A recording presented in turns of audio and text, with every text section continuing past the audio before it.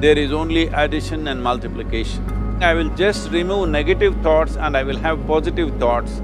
All the best, it's not going to work. It's just that you need to pay little attention as to how it functions. You will see there is a distinction between what is you and what you have gathered.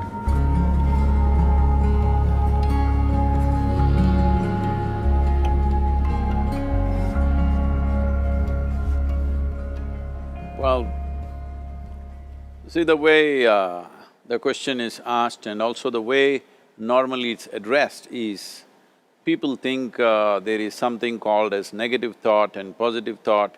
They want to remove the negative thoughts and have only positive thoughts.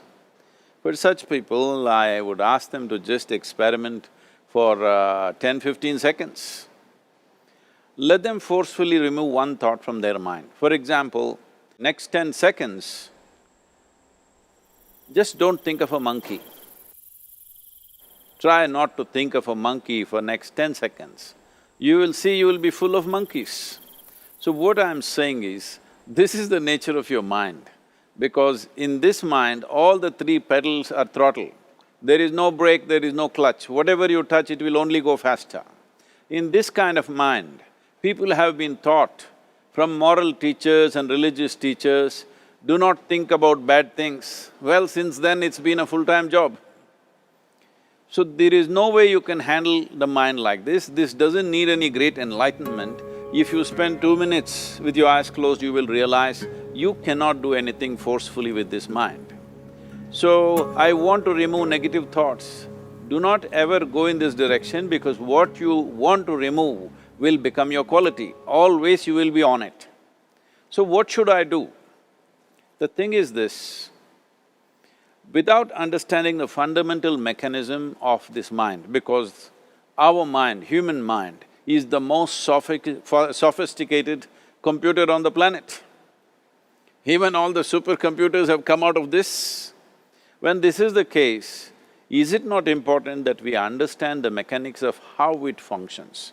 One simplistic aspect of how it functions is, there are no subtractions and divisions in our mind. There is only addition and multiplication. If you try to do something with it, it will say one more.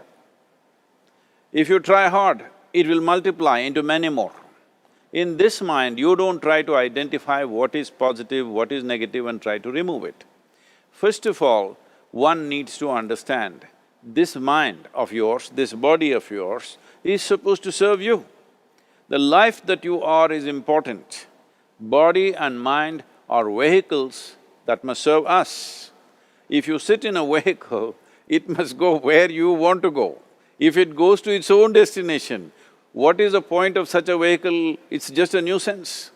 Right now, most human beings are unfortunately experiencing this fantastic possibility of human mind as a nuisance, as a troublesome thing. Well, this is the most beautiful thing you have. It's just that you need to pay little attention as to how it functions.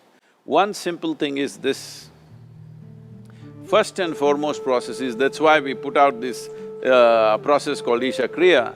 This is to distance yourself from your physiological and psychological process.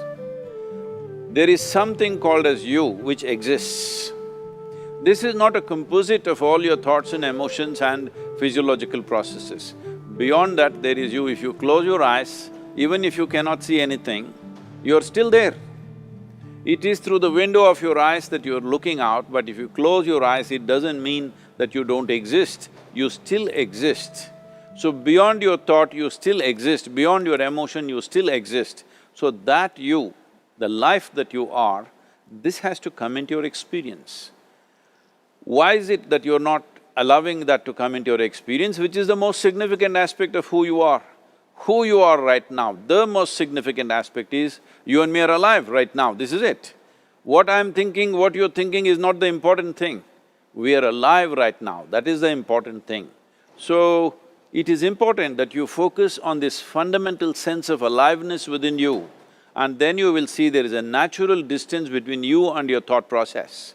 Once there is a distance between your psychological process and your physiological process, this is the end of suffering. because there are only two kinds of suffering that human beings go through, physical suffering and mental suffering. Once you create a little space between you and your mind, between you and your body, this is the end of suffering. This is something every human being has to experience and know, otherwise thinking I will just remove negative thoughts and I will have positive thoughts, all the best, it's not going to work 100%, it's not going to work because nobody can remove it, they can avoid it for some time. So when negative thoughts come, you say Ram Ram, Shiva Shiva, whatever you want, but this is just avoiding, it's not gone. The moment you stop that, it will pop back with great force, otherwise it'll come back in your dreams. So it's very important, first of all you need to understand your anger, your resentment, your fear, your anxieties, the negativity that you generate. Generally resentment, anger, it is always directed towards somebody. But we need to understand this is poisons that we are drinking and expecting somebody else to die. Fortunately, life doesn't work like that. If I drink poison, I die. If I drink poison, you don't die. So, we need to understand this. When I say poison, today you can have yourself chemically analyzed. Right now, what is your blood work, what it says? 5 minutes of intense anger, check your blood work and see, there will be lots of negative elements in it, literally you're poisoning yourself. So, do you want to poison yourself? Definitely not. Now the very question is coming from certain helplessness, what shall I do?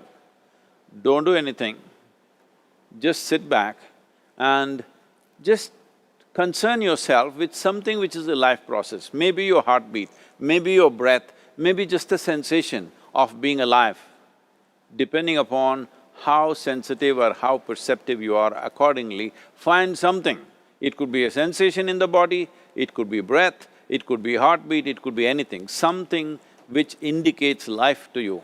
Just pay attention to that for some time. Slowly you will see there is a distinction between what is you and what you have gathered, which includes both your physiological and psychological possibility or mess, whatever you made out of it.